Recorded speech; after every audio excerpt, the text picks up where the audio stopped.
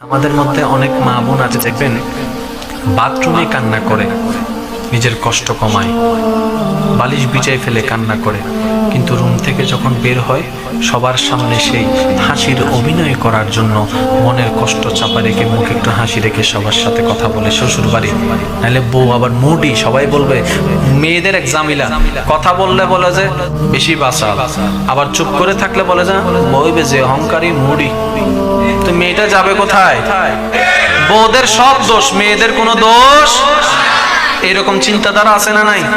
মনে রাখবেন, যেটা আপনার মেয়ে সেটা অন্যের ঘরের বউ, যেটা অন্যের ঘরের বউ সেটা আপনার মেয়ে, যেটা আপনার ঘরের বউ সেটা অন্যের ঘরের মেয়ে।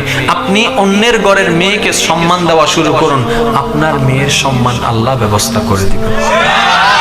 একটা কথা মনে রাখবেন, যেখানে আমরা বড় হয়েছি আমরা সেখানেই থাকি, কিন্তু প্রত্যেকটি মা বোনকে নিজের বাবার বাড়ি ছেড়ে চলে আসতে হবে।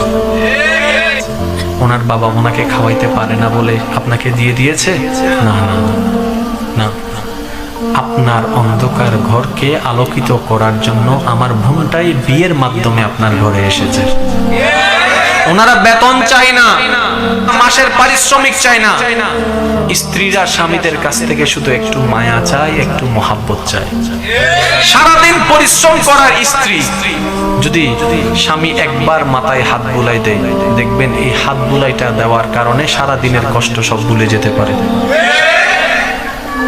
কাজের মেয়ে রাখলেও এখন 5-10 হাজার টাকা দেওয়া লাগে, কিন্তু আপনার কাজ সব করে দিচ্ছে আপনার স্ত্রী। কেন? মহাব্বত করে।